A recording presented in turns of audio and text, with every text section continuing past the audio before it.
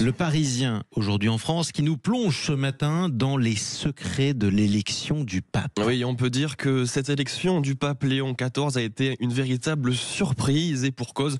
Figurez-vous qu'il existait jusqu'à présent une règle tacite qui voulait qu'aucun pape ne soit issu des États-Unis, un pays déjà trop puissant dans le monde avec le risque d'être aligné sur Washington. C'est ce que nous explique le journal ce matin.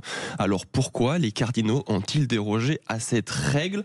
Il est le moins américain des Américains, explique Andrew Munsterman, journaliste pour le quotidien néerlandais qui, d'ailleurs je le rappelle, était l'un des seuls à avoir anticipé l'élection du cardinal Prévost. Ah oui, bravo, j'espère qu'il avait parié. Ouais.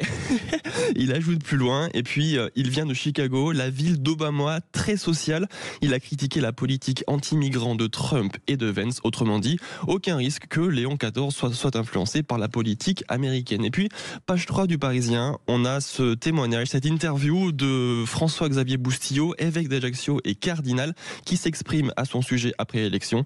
Il le décrit comme un homme doux, travailleur, déterminé. Je vois en lui quelqu'un de solide. Il ira de l'avant dans la continuité de François. Et alors d'ailleurs, il y a quelque chose qu'on a peu remarqué, mais je ne sais pas si vous avez vu le premier discours du pape Léon au balcon. Américain, on le découvrait.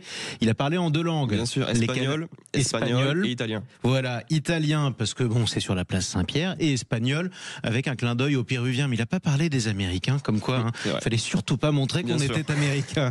Allez, on continue avec un sondage Odoxa Backbone Consulting pour Le Figaro qui révèle ce matin que 2/3 des Français sont favorables à cette idée de François Bayrou, l'organisation d'un référendum avec plusieurs questions à la clé. Et oui, sur quel sujet précisément? Alors en tête avec 62% des sondés figurent les finances publiques, viennent ensuite la réforme des retraites citée à 54%, puis l'immigration à 50%, et puis un peu plus loin, on retrouve la fin de vie avec 36%. Mais ce qui saute aux yeux dans ce sondage, c'est le manque de confiance envers Emmanuel Macron. 60% des personnes interrogées estiment qu'il n'ira pas jusqu'au bout et qu'il n'organisera pas de référendum.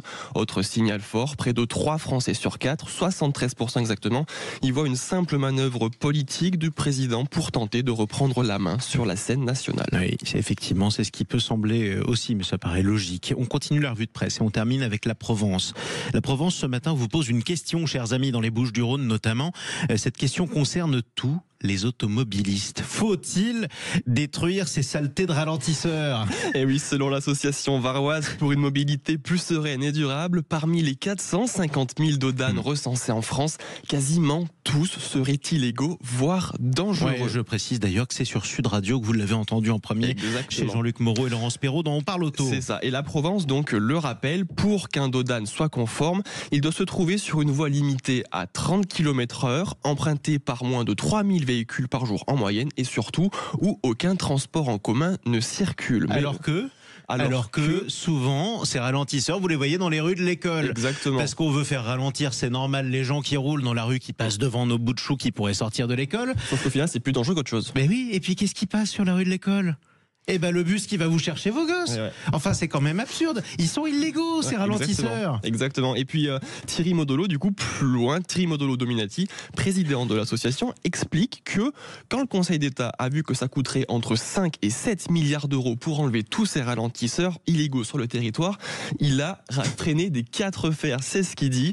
Mais du coup, pour les riverains, ce n'est pas qu'un débat administratif. Ce qui est, avec tout ça, il y a aussi les nuisances sonores, l'usure des véhicules, etc., etc.